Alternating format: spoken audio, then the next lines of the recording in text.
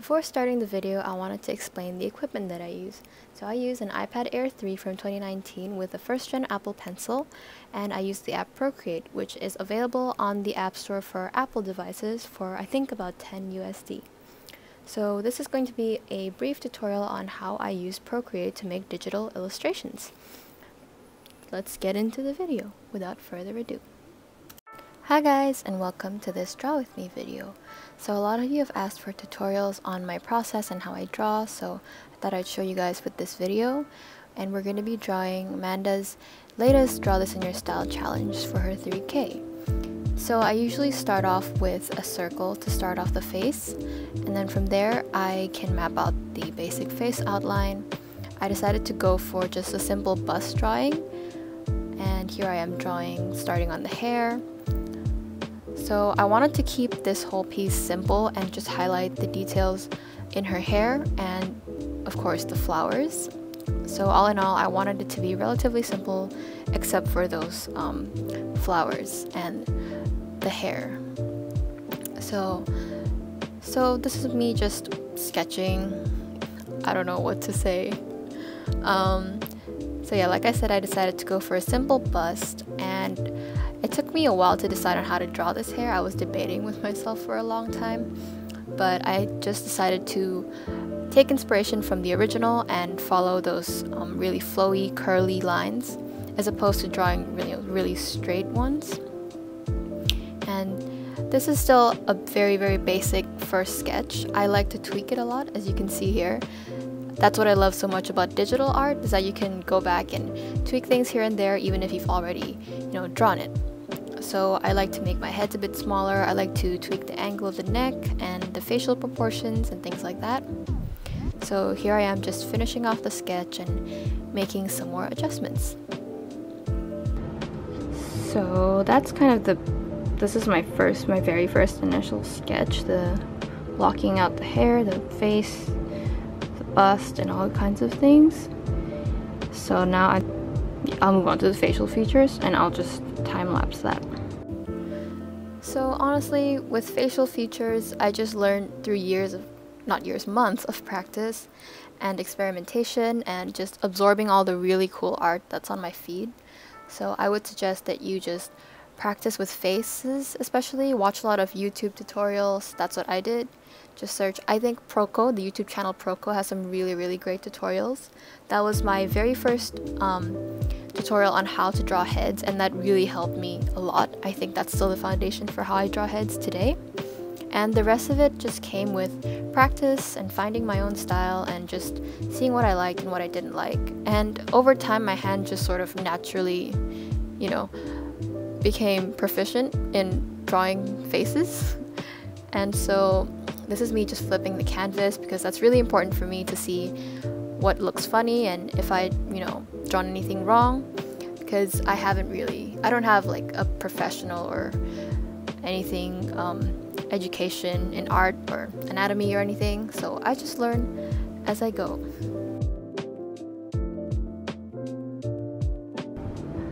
Okay, so this is the very first initial sketch. This is kind of where I play around with what ideas I want. I kind of want to make her like a mystical forest fairy type of girl. She already gives off, the vibes. So I added like these, swirly things that are going to be like leaves. We shall see. So I usually like to start off the sketch small and then enlarge it. And so here I just did that, and now I'm about to do the color test. So for this, I just pick rough colors. I don't pay attention to the neatness at all.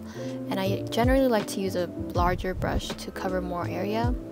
And so I do the skin, I do the hair, and the bust. And to do this, I used to just color drop from the picture, but now I've learned enough to tweak it a little bit to my own liking.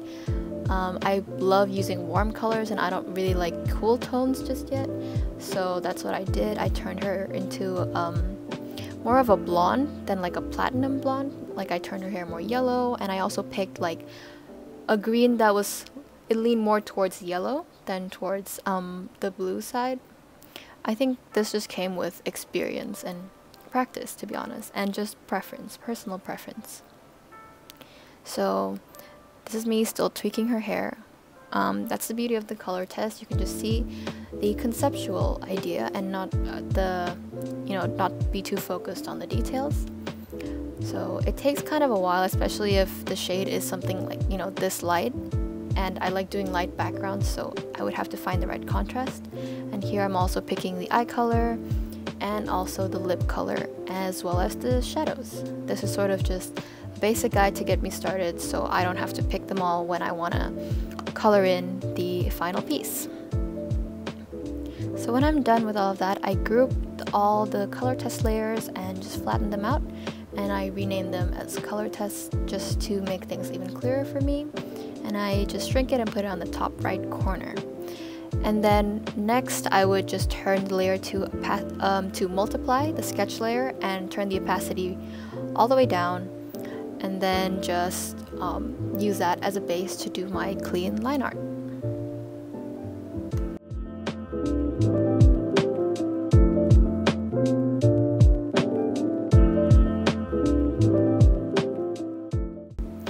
Once clean line art is done, I then take that layer and the previous layer, the rough sketch, and still keep it visible and keeping the opacity still to a minimum.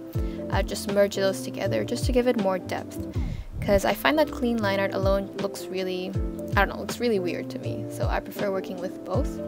And then here I am just making some more adjustments, and I decided that her neck area looked kind of awkward, so I added in another curl of hair to make it just look a bit more lively.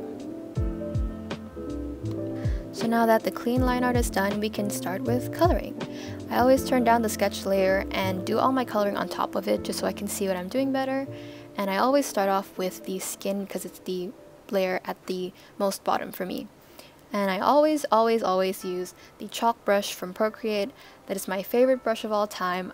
I always use it. I think it's become a signature part of my art style and how my art looks.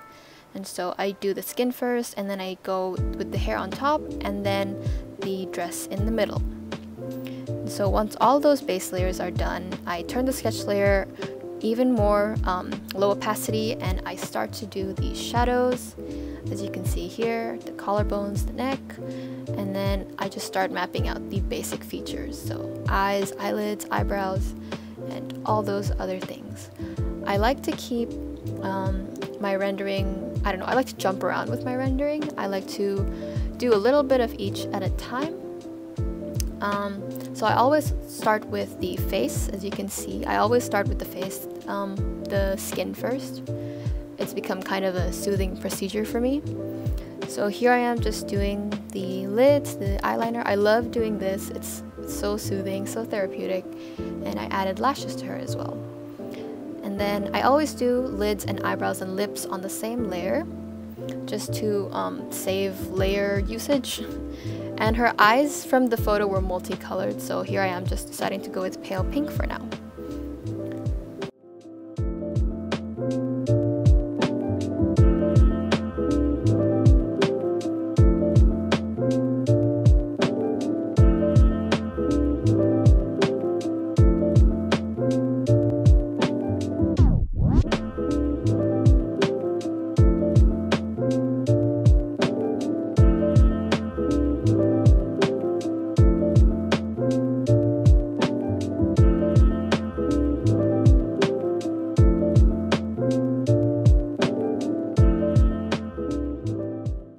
So once the facial features are done, I move on to the hair. And I always add a clipping mask for all the rendering I do to the base layer. And with hair, I generally have three main parts to it. I always start with adding the shadows, as you can see here. So at the hairline, at the part of the hair where it sort of has volume at the front, and also just to add dimension to it. So that's always the first thing that I do. It's just the first step in making it look a little bit more rendered. And again, I learned this through just trial and error. I followed a lot of tutorials. I subscribed to Sarah Favor's Patreon, which taught me a lot. But the rest of it, I picked up from just really studying other artists' work and seeing how exactly they did these things, each individual stroke, and not just looking at the whole piece of art as a whole, but studying really all the little things they did to make it that way. So after that, I add these strands to give it a little bit more depth, and I use a lighter shade than the shade that I used for the first part of the shadows. So again, I used really curly, flowy lines. I wanted to give that lively feeling to the hair, and also use it to add more subtle shadows, which are actually, I've discovered, the key to making hair look rendered, if you know what I mean. Like, that's what gives it life, personally, at least. So I do all that, and the trick is I found to use a darker shade than the base layer, but also not a shade that is too dark. So just a tiny bit darker than that. And after I do those two shadow layers, I then go in with the highlight layer, which I haven't done here, but I'll catch up soon. So I do the highlight layer. I generally just color pick the base layer again, and then I pick a lighter color, just a little bit lighter, and then I just add the light that bounces off her hair.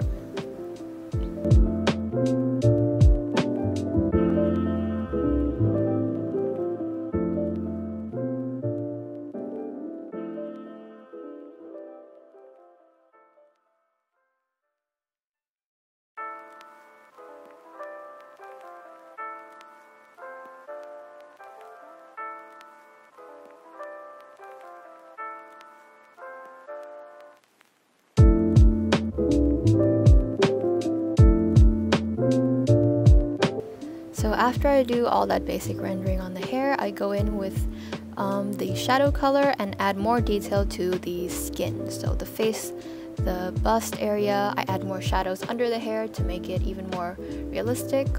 And this is also where I like to add shadows to the face, like the eyelids, and here I am just adding detail in the skin around the clothes area. And after this, I like to go into the face, add in shadows under her fringe and also her eyelids. And then I also had shadows in her ear area, right below her hair. And also I add blush. I use a sort of softer brush than the chalk one because it's blush. And so I just pick one and I choose a sort of, darker pinky shade, but nothing too far from her skin tone. And then I just go over it really softly across her cheek area. And that's one of the touches that I feel adds, that extra, that makes a drawing look really beautiful. It's the details that matters. Moving on to her clothes, I just use one layer for her top, and to render that I just added some dark green for the shadows under her bust, and also a lighter shade of green just to add an overlay and some light bouncing off of it. I often do the eyes as one of the last parts of the process, so I just do the alpha lock and just draw on them. And as you can see from the photo earlier, her eyes were multicolored, but I just decided to go with this sort of pinkish green floral spring kind of theme. So I made her eyeballs just pink with gradients of yellowish green at the bottom to give kind of a glowing effect, and it looks a lot more magical this way. So that's what I did, and I also add a multiply layer right above it and set it to really low opacity to add the shadows from her lid. Then I move on to her lips. I just add a darker color on the top because that's how I always render lips, and a lighter color to highlight the bottom. And that's basically it for eyes and lips. That's all I do. So at this point, all the basic rendering has been done, and now I'm just moving on to sort of finishing touches. So as you can see, I am adding an overlay layer and highlighting the edge of her jaw, and I will also do touches on her hair. So this is one of my favorite parts of the process. I add individual strands and just strands that curl out like you would see on real hair. And this is one of the keys that I find that makes your drawing look so much better, so much more alive and more dynamic. Like to have the hair sort of defy gravity. I know that's not realistic, but it's a drawing. So this is what I'm doing right now. I just add some gaps to make it look like there are, the hair is not just one big block of hair, because that's not realistic.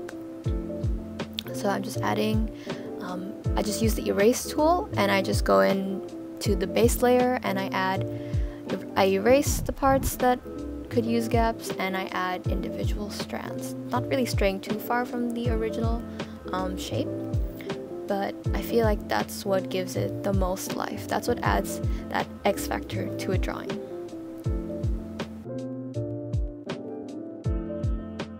Once the finishing touches to the hair are done, it's time for the final step, which are the flowers. So there's not really much to this. I just look at the reference picture, roughly pick my own palette, and start adding the flowers where they would be on my version of the drawing. And as you can see, I don't really put that much detail into them. I just kind of draw the vague shape of a flower, and that's because I don't really pay much attention to extreme details and the small things like this. I prefer the conceptual idea of a drawing, so I would just add, you know, blobs that look like flowers, and to me that looks fine. And I find that the texture of the brush helps a lot with this. That's also why I love the chalk brush, because it gives it that much more detail. And so I'm just adding the flowers here, referencing from the picture.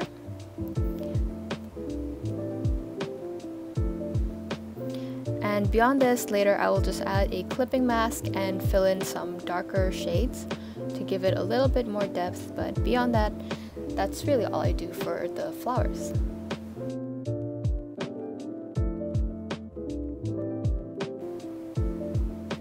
And then my favorite part is to draw these vines or leaves that are growing out of it. I think it just completes the drawing, and I think this is just an amazing character design.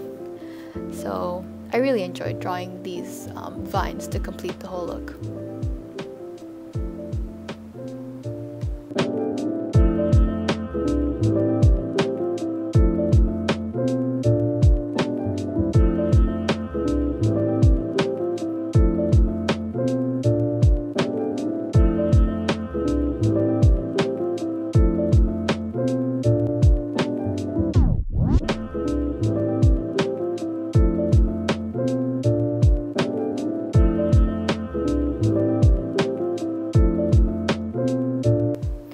As a finishing touch, I'm adding leaves swirling around her to make her look more of a forest nymph kind of girl.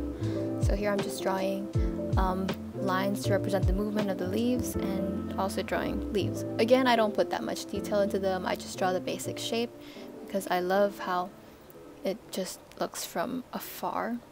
I don't know. I prefer not really rendering them that much and keeping them as just shapes. And then I replace the lines with a softer brush to make it look more like wind. And here I'm just adding some more detail in the eyes to make them more contrasted against her, the whites of her eyes. And adding some final details into her eyebrows, making them more neat, and things like that. And that's basically it. This is just the final finishing touches I do to a drawing, just to make them more satisfying to me.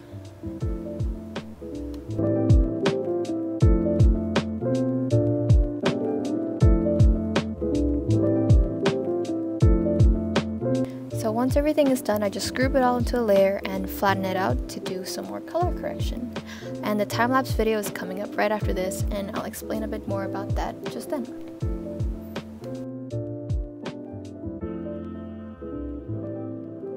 So my camera died in the middle, but basically after this I just go into color correction and I up the saturation, just a bit of the brightness, and I add some more red tint to it. That's all for this video. Thank you guys for watching. I hope this was sort of helpful, and I'll see you in the next video.